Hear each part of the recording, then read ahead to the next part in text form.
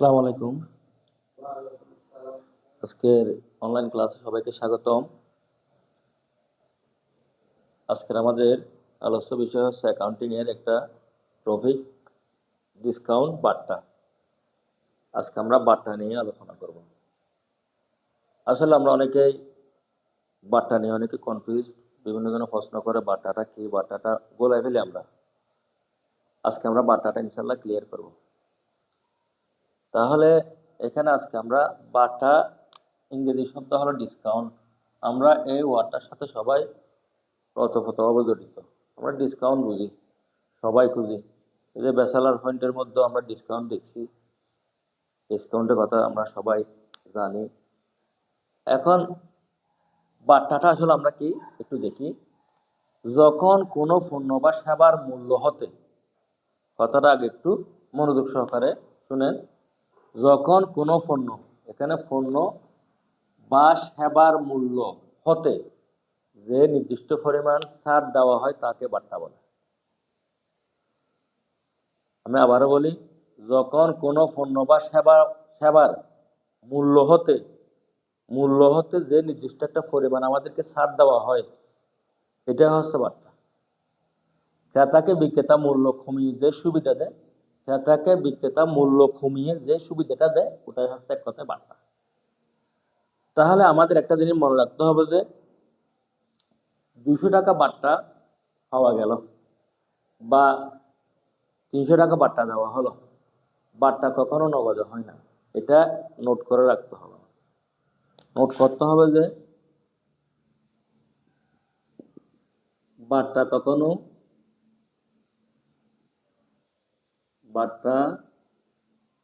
কখনো নগদে হয় না, নগদে হয় না।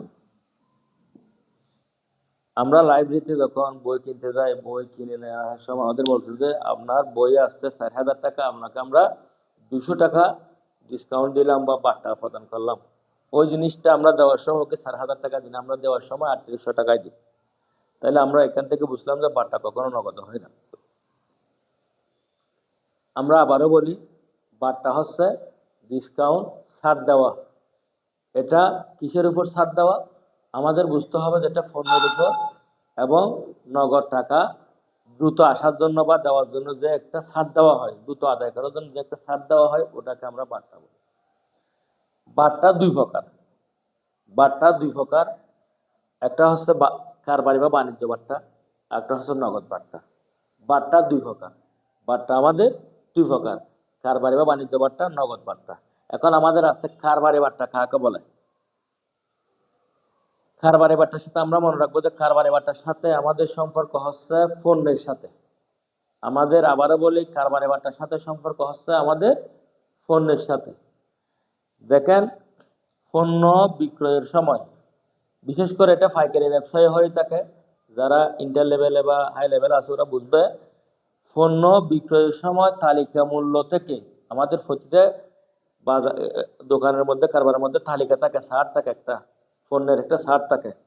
পণ্য বিক্রয়ের সময় তালিকা মূল্য থেকে পণ্যের উপর যে ছাড় দেওয়া হয় তাকে কারবারি বার্তা বলে।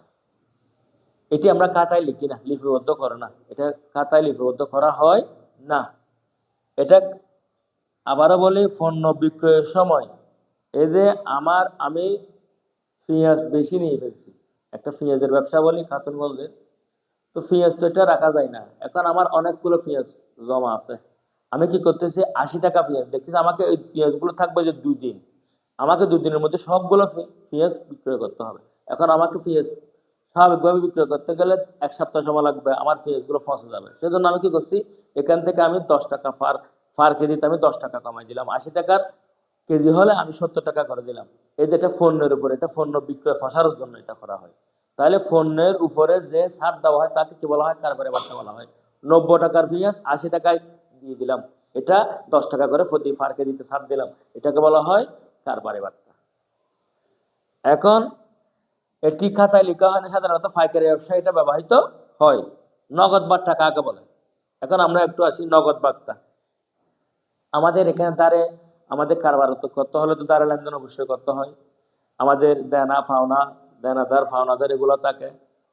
তো একটা ফানাদার থেকে বা এখানে ক্রেতা বিক্রেতা বলতে পারেন, কোনো টাকা মনে করেন আমি একজনের কাছ থেকে 2 লাখ টাকা পাবো, তো 2 লাখ টাকা পাবো, ওকে বলতেছি যে আপনার টাকা দেওয়ার আপনি যদি আমাকে নির্দিষ্ট এই সময় আমার নির্দিষ্ট সময়ে টাকাগুলো দিয়ে দেন, আমি 2 লাখ টাকা নেবো না, আমি আমার থেকে 1,90,000 টাকা নেবো। এই যে টাকার উপর একটা যে ছাড় দেওয়া হয়, নগদ টাকার উপর যে একটা ছাড় দেওয়া হয়, এটাকে বলা হয় নগদ বার্তা। এটা দেনাদার এবং ফানাদারের মধ্যে সীমাবদ্ধ। আমি কারো কাছ থেকে দ্বারা পণ্য ক্রয় করলাম, টাকা জমা আছে। আমি কারো কাছে পণ্য বিক্রয় করলাম, টাকা জমা আছে।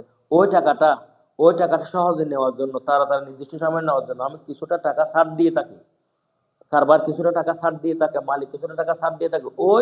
ওইটাই হলো আমাদের কারবারে নগদ বার্তা। আমি আবারও বলি, কারবারি বার্তা হচ্ছে পণ্যের উপরে, আর নগদ বার্তা হচ্ছে দেনাদার ফানাদারের উপরে।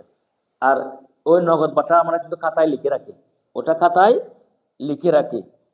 তাহলে আমি আবারও বলি, পণ্য বিক্রয়ের সময় তালিকা মূল্য থেকে পণ্যের উপর যে ছাড় দেওয়া হয় তাকে কারবারি বার্তা বলে। এটি খাতায় লেখা হয় না। আর নগদ বার্তা হচ্ছে দ্রুত বা নির্দিষ্ট সময়ের মধ্যে টাকা পরিশোধ করলে যে ছাড়টা দেওয়া হয় তাকে নগদ বার্তা বলা হয়, এটি খাতায় লেখা হয়। এবং মনে রাখবেন যে বার্তা কখনো নগদে হয় না। তাহলে এর থেকে আমরা আবার বার্তাকে আবার 2 ভাগে ভাগ করছে, নগদ বার্তাকে প্রাপ্ত বার্তা, প্রদত্ত বার্তা। আবার নগদ বার্তাকে 2 ভাগে ভাগ করছে, প্রাপ্ত বার্তা, প্রদত্ত বার্তা, প্রাপ্ত বার্তা। এখন ওই জিনিসগুলোকে এটাকে আবার 2 ভাগে ভাগ করছে। দেখেন, প্রাপ্ত বার্তা, প্রদত্ত বার্তা। সেম এজ আমাদের নগদ বার্তাকে 2 ভাগে ভাগ করছে, প্রাপ্ত বার্তা, প্রদত্ত বার্তা। আজকে আমরা এই জিনিসগুলো ক্লিয়ার করছি।